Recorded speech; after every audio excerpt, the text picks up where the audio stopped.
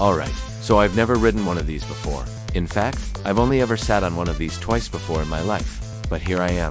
Here we are. This is the new 2022 ZX-4R race replica, and this is a bike that I know very little about.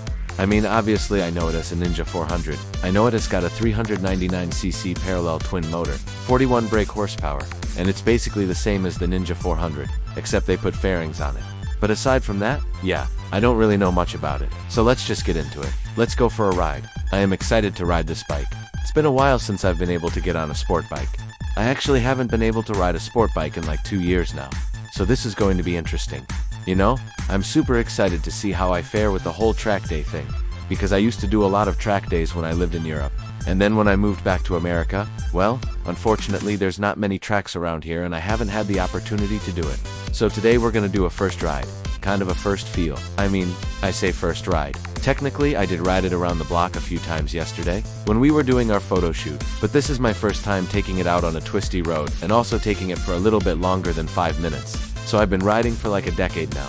My first dirt bike was when I was 6 years old, and my first street bike was when I was 18. Well, turns out if you're under 21, it's illegal to buy motorcycles here in California, but I didn't know that at the time. So I bought one anyways. Now this is my first time on I think the first sport bike I ever rode on the track was a CBR 400. It was a while ago, so a lot of things are different. I'm different, the world's different, everything's different. So yeah, I have some experience on a 400, but nothing on the ZX-4RR. So I do want to touch on the price of this bike. It comes in at $5,700 MSRP, and I do think that's pretty reasonable. If you compare it to something like a Yamaha R7, which is the closest competitor to this bike, it is $1,000 more expensive, and I think for what you get with the ZX-4RR, I think that's a pretty good value. For example, fully adjustable suspension, fully adjustable preload on the rear shock, and also this bike has a slip assist clutch. That's something you don't find on other bikes in this segment. Typically those features come on higher end bikes, so I think for what you get, $5,700, I think that's pretty fair. So I've got the bike pulled over here at a gas station. I've been riding it for the past hour or so. These are my first real impressions. We started off the ride here at Thermalito, and we took it down to the south part of California, which was about a 40-minute ride. So far, I'm really impressed with the bike. It feels way faster than I thought it would. This bike screams. It sounds amazing. It looks incredible. They did a great job with the styling on this. It's very aggressive, very cool. The thing I'm most surprised about is the amount of power this bike makes. I thought it was going to be more underpowered when I was taking it through the canyons. When I was trying to keep up with larger bikes, I found myself having to downshift a lot more than I anticipated. I just kept getting passed by Harleys and I was like, I gotta downshift here. And sure enough, if I would downshift one more time, I could keep up with them. So yeah, I am pleasantly surprised with the amount of power that this bike makes. It's definitely got plenty for canyon carving. I was keeping up with 600s on this bike. I was keeping up with leader bikes. Yeah, it was a blast. In terms of the engine character, it felt very smooth. There wasn't any bucking or anything, no surprises there. The thing I was most concerned about was the brakes. I wanted to see how the brakes would hold up, because we were going through some really twisty roads. We were going through some fast stuff. I wanted to see how the brakes held up, and they were perfect. They were really strong, and they were consistent throughout the entire ride. They didn't fade at all. The suspension on this bike is absolutely killer for the price point. This thing handles insanely well. So earlier I mentioned that I hadn't ridden a sport bike in about 2 years. Well, I recently got back into riding sport bikes last week when I rode the Aprilia RS 660, and this bike handles so well. It's such a cool bike.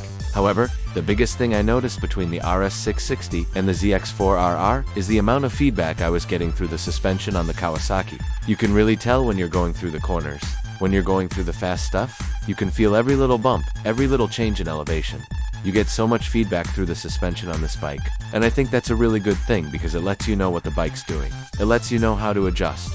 I think it's a big advantage over the RS 660. Now one downside I will mention about the suspension is that this is the base model. This is the NAN upside down fork version, and I think the spring rate is a little bit stiff for someone like me who weighs 150 pounds. So if you're in a similar weight range to me, I think this bike might be a little bit stiff for you. But if you're slightly above, I think you'll probably be fine. But yeah, if you weigh like 120 pounds, this bike's probably gonna be a little bit stiff. As far as the tires go, these are the stock Q3S. These came on the bike brand new, and they're probably one of the best stock tires you can get on a motorcycle right now. These grip amazingly. I found myself being able to get on the power early. I was able to get through the corners with no problems, and they just felt really good. If you're planning to buy this bike, you really don't need to upgrade the tires right away unless you want to. But if you're happy with the stock rubber, you'll be happy with these. They felt great, they felt very predictable. I never lost the front, I never lost the rear. They were just fantastic. And then the last thing I wanted to touch on was the electronics package. Now this bike has two power modes. It has a full power mode and it has a low power mode. Low power mode is 39 brake horsepower and full power mode is 41 brake horsepower. And yeah, that's about what you would expect from each of them. You can definitely feel the difference between the two. The bike doesn't have traction control, but it does have a slip assist clutch. And the slip assist clutch works in both power modes. I found myself using the slip assist clutch more in low power mode than in full power mode, simply because in low power mode, the power delivery is a lot more abrupt. So if you want to get the smoothest power delivery possible, keep it in low power mode. But if you want a little bit more fun, turn it into full power mode and then use the slip assist clutch. The other electronic feature on this bike is the quick shifter. The quick shifter is only in full power mode, and basically what that does is it allows you to upshift without using the clutch. You just go directly into the next gear. And you can see how the bike does it. You can see the revs match up. You can hear the clutch engaging. Yeah, it's pretty sick, and I love having it. It's really nice when you're going through the canyons. You're going through the twisties. You don't have to worry about shifting with your hand. You don't have to worry about the clutch. You can just focus on steering and braking. So yeah, I really enjoyed the quick shift on this bike.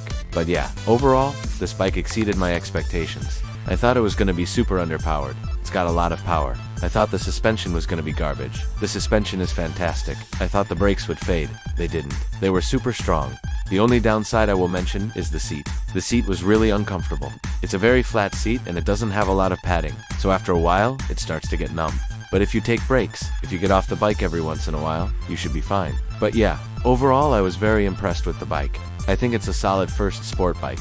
I think it's a great track day bike. I think if you're looking for a bike that's just going to be a weekend warrior type thing, maybe you go out on the weekends, you take it to the track, you tear it up. I think this is a great option. I think it's a fantastic choice. I mean, it's fast, it handles well, it looks good, it sounds good. You know, it's everything you want in a sport bike. Thank you guys so much for watching. I hope you enjoyed this first ride video. It has been a long time since I've done one of these, and I really miss doing these type of videos. So if you liked this video, please give us a thumbs up. Also make sure you follow us on social media and subscribe to our channel. Thanks again for watching, guys. See you next week.